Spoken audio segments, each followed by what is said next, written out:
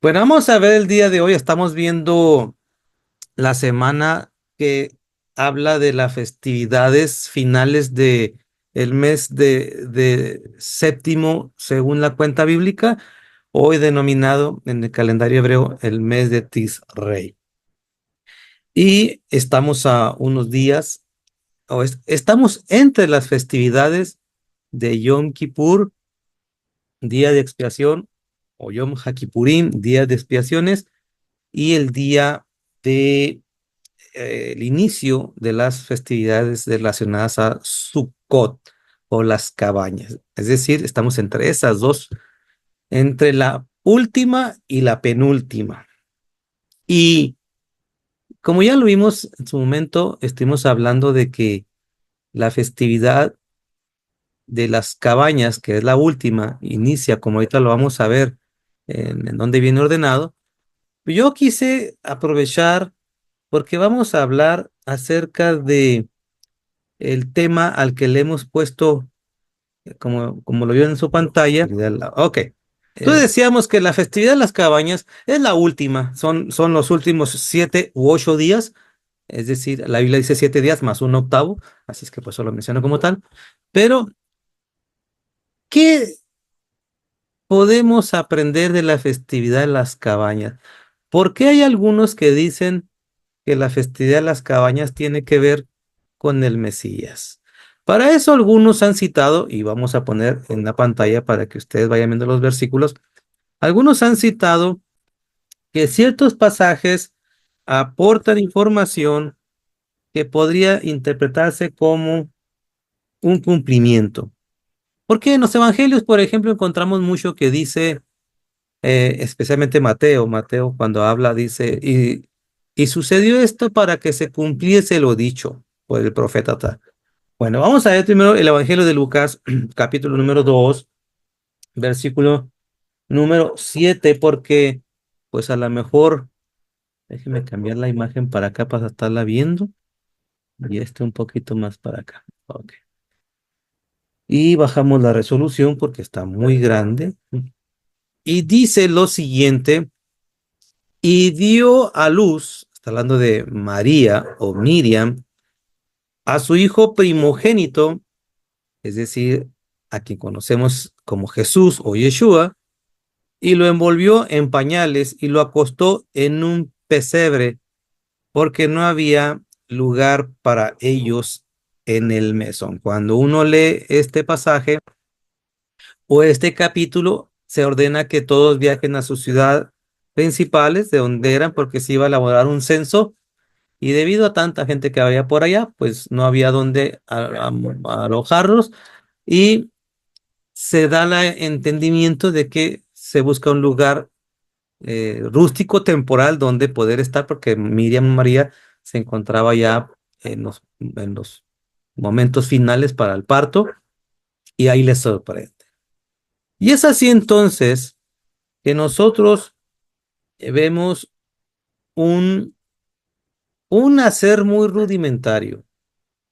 De por sí, aquellas épocas eran muy básicas, muy rudimentarias, pero imagínense, de todo mundo no es lo mismo estar en su casa con las personas indicadas, parteras, de las personas que le iban a ayudar, a de repente cambiarse a otro lado, y ahí es donde les sorprende, ¿no? Quizá aquí lo vemos de la siguiente manera. Hay mujeres tan programadas, hasta pagan para el hospital en tal lugar, y de repente les agarra los últimos momentos en un lugar menos esperado. Aquí hemos escuchado noticias de que en el transporte público, hace poco escuché de uno que iba en el avión, tuvieron que bajar de volada. En fin, ¿verdad? Esto así es de impredecible. Se tiene una fecha estimada, pero no con exactitud. Y pues le toman ahí, a donde está, y allí a hacer los trabajos de parto. Pues así le pasó pues a Miriam, y así en esas condiciones muy rudimentarias, así también estuvo pues en este nacimiento el Mesías.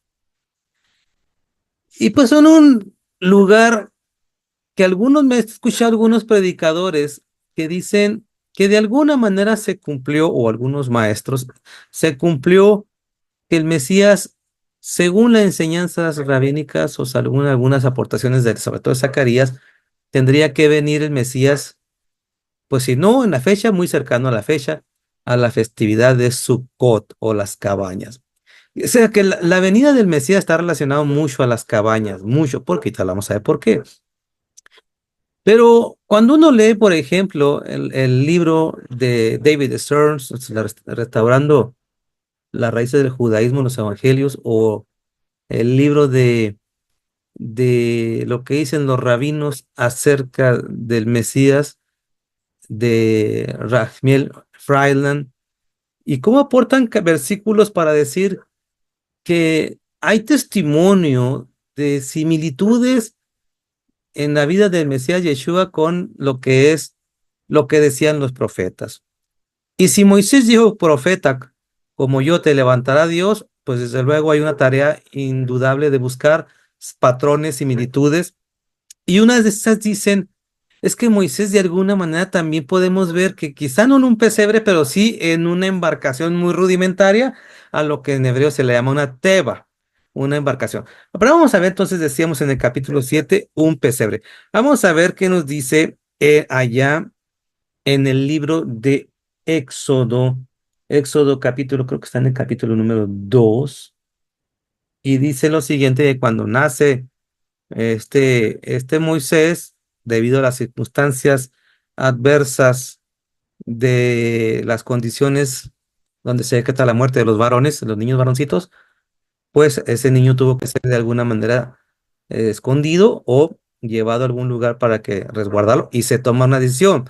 Ya no pudiendo ocultarlo más tiempo, tomó una arquilla de juncos y la calafateó con asfalto y brea, y colocó en ella al niño y lo puso en un carrizal a la orilla del río. En la Biblia, curiosamente, encontramos dos veces la palabra Teba. Es narca, un arca. Exactamente el arca de Noé, y exactamente esta embarcación, ¿verdad? Por llamarlo así, o este recipiente donde ocultaron, donde pusieron a Moisés para salvarlo, pues así.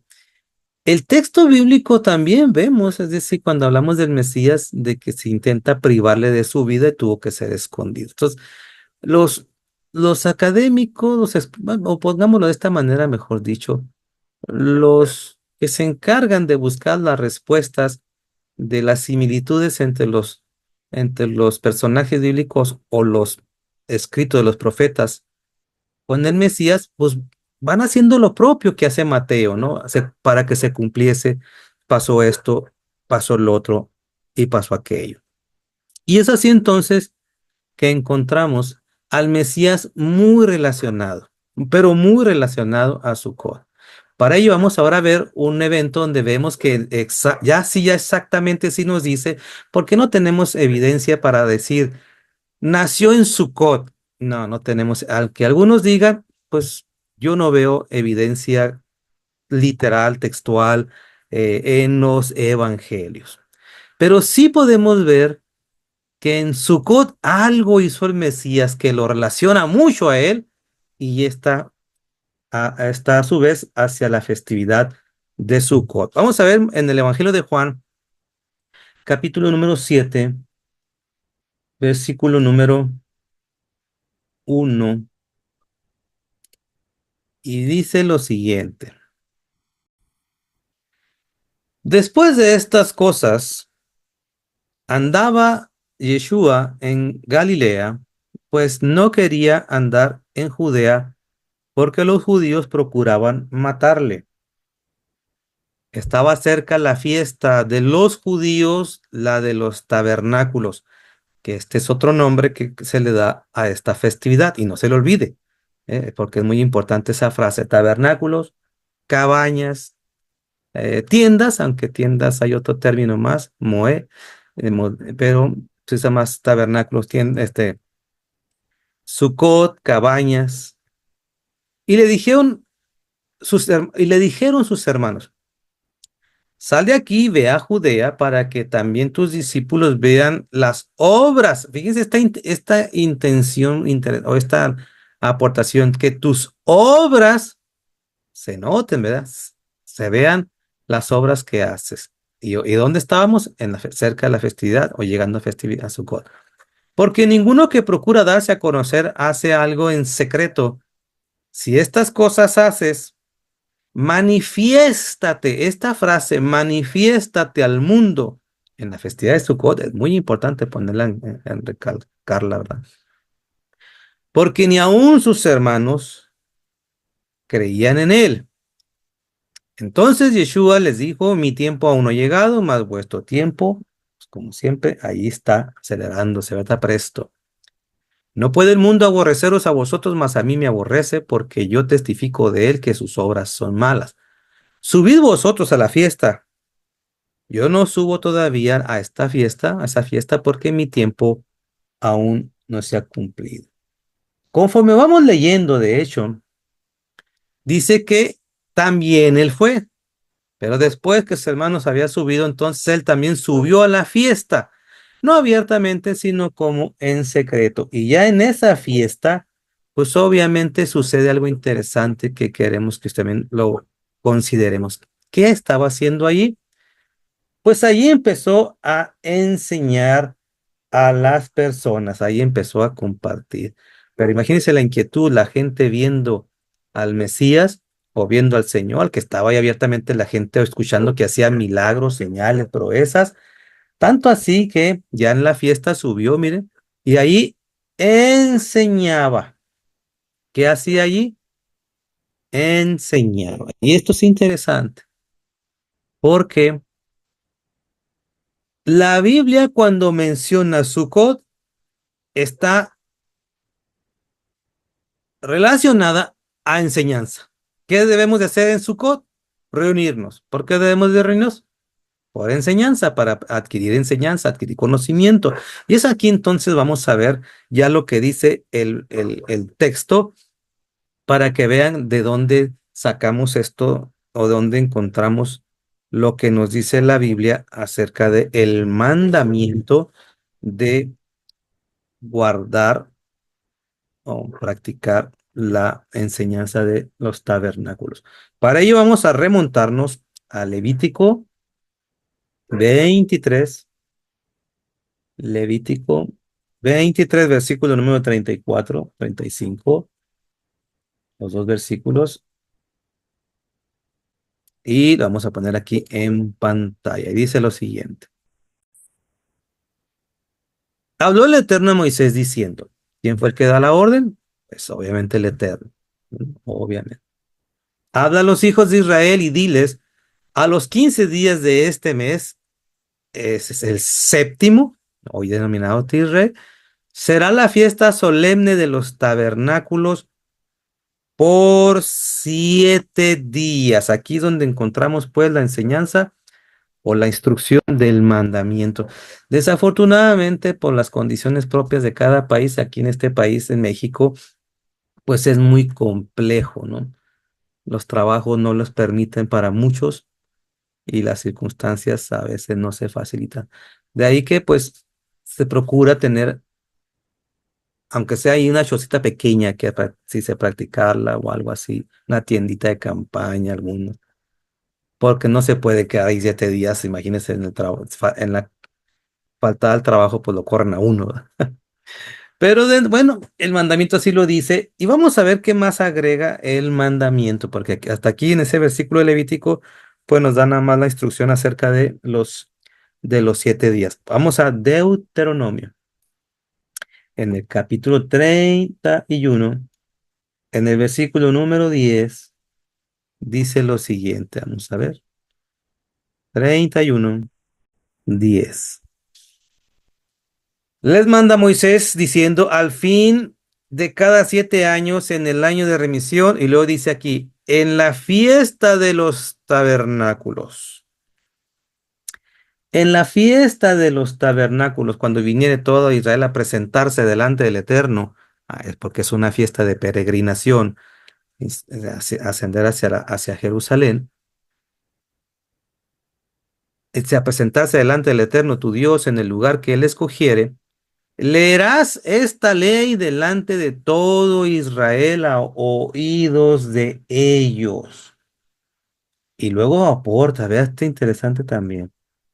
Harás congregar al pueblo, varones y mujeres y niños, y tus extranjeros que estuviesen en tus ciudades para que oigan y aprendan. Desea que vean cómo está relacionado la festividad de Sukkot, aprender, escuchar la lectura, y obviamente con ello implica, se agrega que es aprendamos a temer al Eterno vuestro Dios y cuidar por cumplir las palabras de esta ley.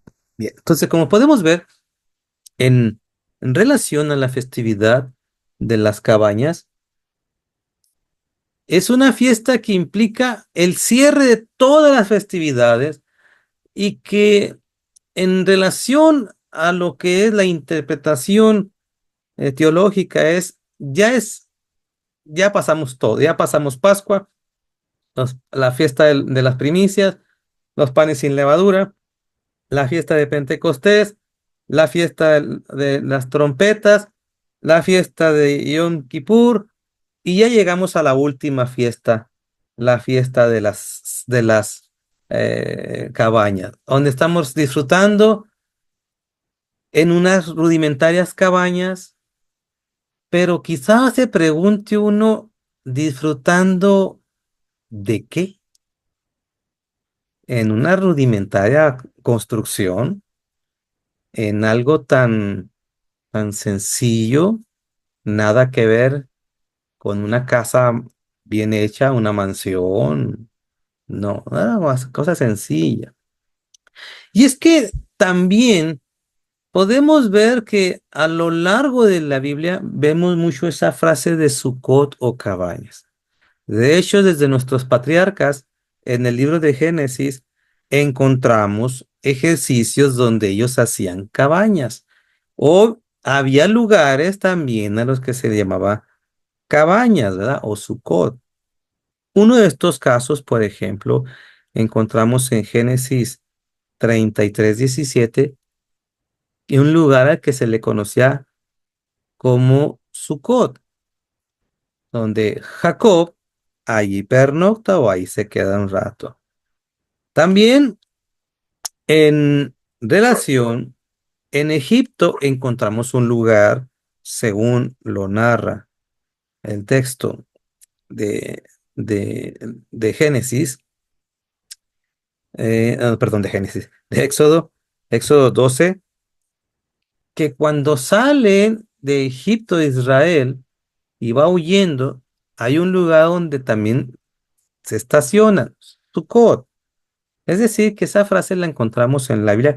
De hecho, tengo entendido que son tres veces en la tierra de Canaán y una vez en la tierra de Egipto, que mal no me equivoco.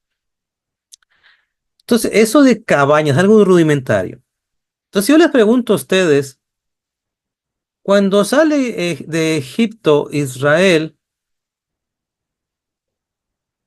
¿en dónde moraba Dios cuando estaba con ellos? Pues la respuesta usted me va a decir fácil, ¿verdad?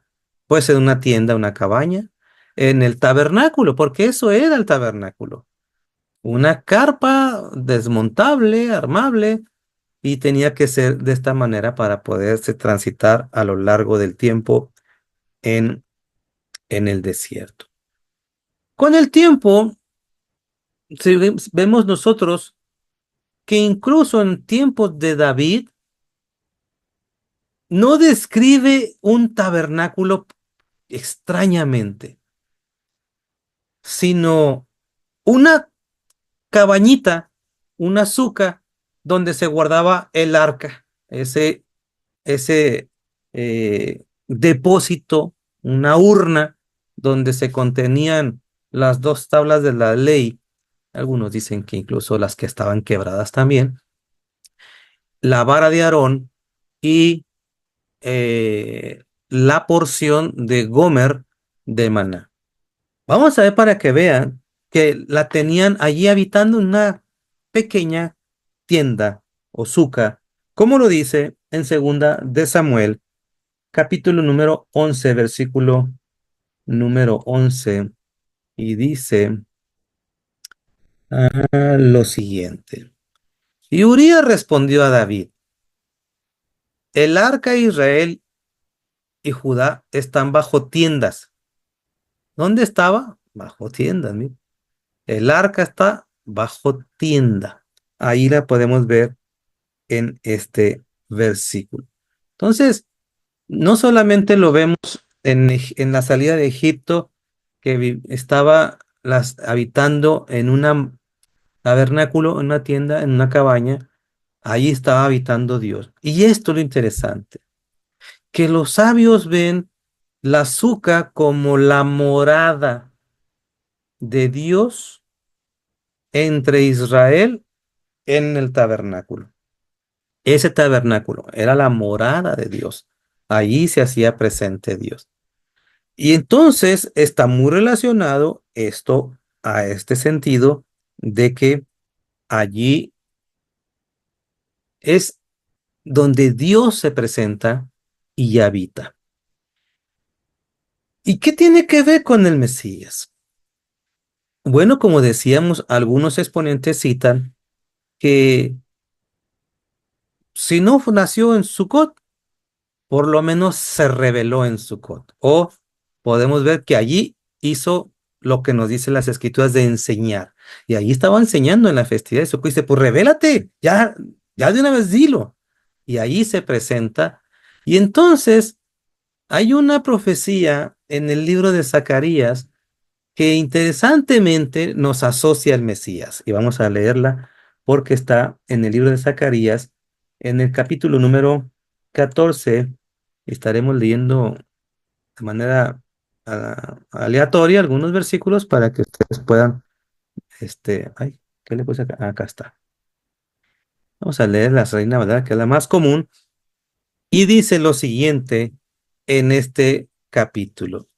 He aquí el día del Señor viene, está hablando a tiempo futuro, y en medio de ti serán repartidos tus despojos, porque yo reuniré a todas las naciones para combatir contra Jerusalén, y la ciudad será tomada y será saqueada las casas y violadas las mujeres, y la mitad de la ciudad irá en cautiverio, mas el resto del pueblo no será cortado de la ciudad. Después saldrá el Eterno. Vean cómo está asociado la venida del Señor. Y peleará contra aquellas naciones como peleó en el día de la batalla. Se afirmarán sus pies. ¿De quién está hablando? Del Eterno. O así lo vemos en el versículo anterior que usted está viendo en pantalla. Entonces dice, se afirmarán sus pies en aquel día sobre el monte de los olivos. Y este es interesante, porque el monte de los olivos es el mismo monte que describe en el libro de Hechos, capítulo número 1, que el Mesías ascendió. Y hay unos ángeles, te lo puedes leer ahí en los versículos del 7 al 11, donde unos seres de luz, unos seres de vestimentas blancas le dicen a los discípulos cuando ven que el Mesías en el Monte de los Olivos asciende, que estás mirando hacia el cielo, así como lo ves que se va, de hecho así va a venir. Y es Zacarías que vemos que menciona eso. Y el escritor del libro de Hechos asocia el Monte de los Olivos, o cita, mejor dicho, el Monte de los Olivos. Curiosamente, no podemos, ¿verdad?, perderla de vista, pero como dice en Zacarías que los pies del Eterno, dice, se afirmarán en el monte de los olivos, en el que está frente a Jerusalén al oriente, y el monte de los olivos se partirá por medio hacia el oriente y hacia el occidente, haciendo un valle muy grande, y la mitad del monte se apartará hacia el norte y la otra hacia el sur. Ahora, recuerde que dice que había una guerra y que tuvo que venir a aplacar a todo el mundo. Y huiréis al valle, porque en el valle del monte llegará hasta Asal. Huiréis por la guerra de la manera que huiste por la causa del terremoto en los días de Usías. Y dice, vendrá. Esta frase, mire, vendrá el Eterno mi Dios y con él todos sus santos. Muy asociado a Mateo 24. Y acontecerá en aquel día que no habrá luz clara ni oscura. Será un día el cual es conocido por el Eterno, que no será ni día ni noche, pero sucederá que al caer la tarde habrá luz. Fenómenos astronómicos muy, muy notables, ¿verdad? Pero sigue diciendo entonces que será cuando venga el Señor y ponga en paz a las naciones. Y luego dice, Y el Eterno será rey sobre toda la tierra, y en aquel día el Eterno será uno y uno su nombre. Y acá, más adelantito, vamos a seguirlo viendo porque vean estas asociaciones de ideas, ¿no? Como está diciendo. Acá está, dice, y morarán en ella, más adelantito. Dice, el Eterno estará, una vez más, dice, llegará aquí. ¿Y qué va a pasar cuando venga el Señor? Vean lo que va a hacer el Señor, porque, si no me equivoco, está aquí más adelantito, véanlo, ahí está. Y todos los sobrevivientes de esas guerras que van a estar citando, que ya citamos, y que vendrá el Señor, y dice, de las naciones que vinieron contra Jerusalén, subirán de año en año para adorar al Rey, al Eterno de los ejércitos, y a celebrar esta festividad, mire, esta festividad. La fiesta de los tabernáculos.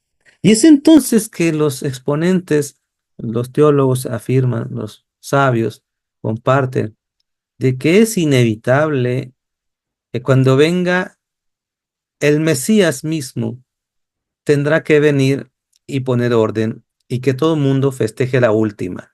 Porque desde que hablamos desde la festividad de Pascua, habíamos dicho, todas las festividades están relacionadas al Mesías. Ya lo vimos en su tiempo, Pascua habla de su muerte. Ya lo vimos en su tiempo, Pentecostés sobre el Ruach HaKodesh, el Espíritu Santo. Ya lo vimos en su tiempo sobre lo que hablamos sobre el día de las trompetas, el día de Yom Kippur. Todas las festividades son relacionadas al Mesías, como así lo exponen incluso los comentarios rabínicos. Y luego dice, pues Sukkot es cuando venga el Señor, cuando venga el Mesías, y en representación ponga un orden y todo mundo tiene que estar en la fiesta de Sukkot. ¿Qué se debe hacer en Sukkot? Deben de escuchar la palabra de Dios, deben de aprender la ley del Señor y, e implica la festividad de Sukkot las bendiciones de Dios, la lluvia, la tierra dará su fruto. ¿No haces caso? No hay. Esto es porque cuando hablamos de Sukkot es interesante, porque nos permite ver que cuando los escritores de los evangelios van aportando esa información, se cumplió lo que dice, se cita lo que está pasando de allá por razón de aquello. Y no podemos entonces perder que Juan cuando describe en este capítulo del Evangelio de Juan, 7, sobre el Mesías, dice, Él se reveló y en ese momento enseñaba. Así es que nosotros nos espera que algún tiempo, hoy estamos viendo, mira, todas las tensiones de Israel, todas las tensiones en Jerusalén, y dice, vendrán las naciones a quererlas combatir a los judíos. Dice, entonces se presentará el Señor, pondrá sus pies en el monte de los olivos, pasará por el medio, lo dividirá y entrará triunfante como rey, pondrá en paz a todo mundo y todo mundo debe de festejar Sukkot o de lo contrario, no hay bendición. Esto es lo que podemos ver acerca de esta festividad, cómo está también toda relacionada al Mesías, como todas las demás. Interesante. Déjenme quizá darles este texto para que lo vean, porque aquí está este texto que yo citaba de Hechos. Aquí está. Miren, Hechos. Habiendo dicho estas cosas, déjenme buscar otro pasajito antes que me olvide.